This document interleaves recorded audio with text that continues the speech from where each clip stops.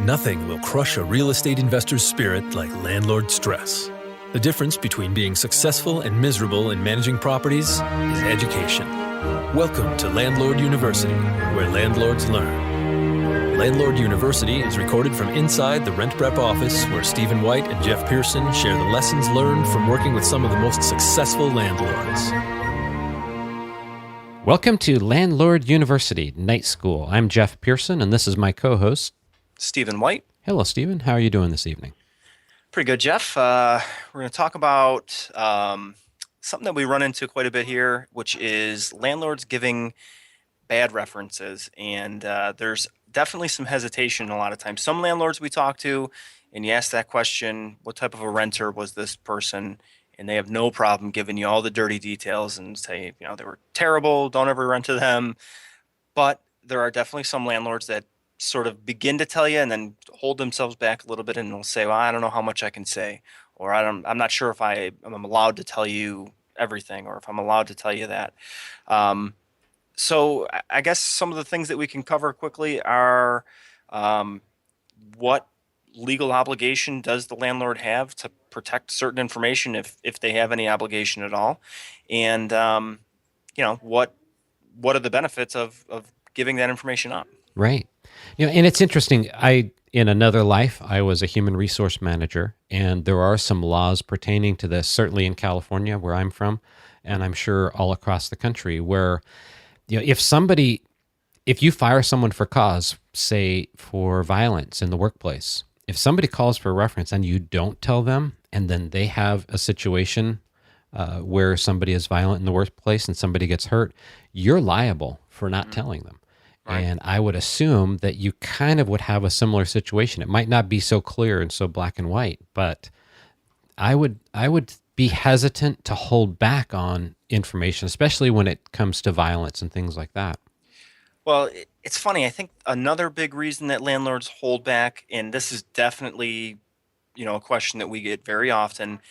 Somebody will say, well, why would their current landlord give them a bad reference when ultimately, if they're a bad tenant, they just want them out of there. Right. So they're probably going to give them a great reference so they get them out of there. I don't think that we run into that very often, to be honest with you. That's interesting. It is. It's a logical, thought process. I would think that I can definitely understand it, but having done so many verifications, personally myself, and how many we're processing now daily, it just doesn't seem to be something that happens a lot of times. I think that there's almost this unwritten code among landlords. Property managers obviously take a much more business approach to it, but at least among landlords, there's this unwritten, code that, you don't want to see another landlord suffer like you may have had to. Right. And they usually are, pretty willing to give that information up. And even if they aren't willing, at the end of the day, if they're just not willing to give any information up, the safest question to ask, and it's the very last question on every verification that we do, no matter what they've answered previously, even if they've told you, I don't want to answer that. I don't want to tell you if they've ever been late. I don't want to tell you if they've ever received noise complaints. At the very end of all your questions, if your last question to wrap it all up is simply, would you rent to this person again? If the answer is no, you gotta take a lot of consideration into that another landlord would not, the one that they've rented to before is not going to rent to this person again. What does that mean? Right. So, that's sort of the, more of a generic question of, I don't want to say anything that, may come back on me someday, but let me just simply say I wouldn't rent to this person again. Mm-hmm. It's a really simple question, but it's really powerful. Yeah, definitely. And, again, we see a lot of landlords that are more than willing to share information. I think, the only time that you're running into an issue, obviously you just don't want to share super personal information, but if they've been late, or if they've received noise complaints, if they've damaged the property, this isn't private information at all. It's you can absolutely share that with another landlord for the benefit of, of the industry, to try and save that landlord from the same headaches that you've had to go through and endure. Exactly. It really makes a lot of sense. So are there any rules that pertain to that? When you have a landlord that's telling you, I really don't want to tell you that, What are your best tactics to try to get them to open up and give you the truth? So here's the rules and laws and everything wrapped up very simply into this one thing. And this is exactly what we tell them. We say, listen, we've got a signed application. And on that application, they have agreed to allow the release of all the information from landlords, employer, credit information, criminal information. So, this is, you're just one spoke in the wheel here. We're going to be checking all these things. So they've given authorization to release that information. So it's nothing that they, have said that they don't want to have released or they're trying to keep private.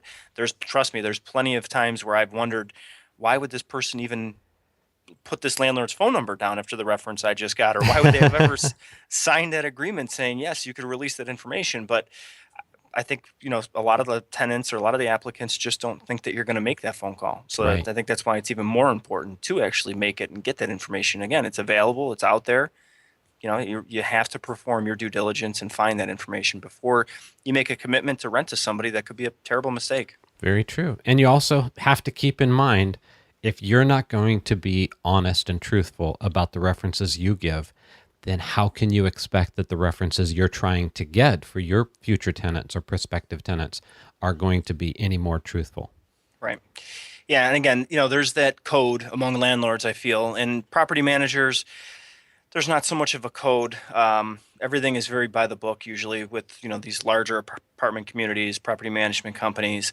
But, you can definitely still extract the important information out of the information they're willing to give you. They're going to be by the book, but they're still going to give you how many times they were late.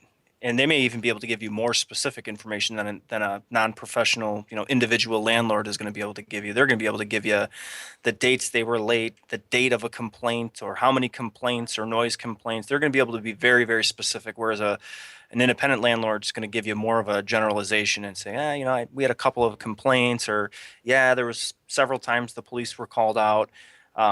So your information is going to vary based on who you're talking to, but at the end of the day, again, we're all in the same industry, and so there is sort of that.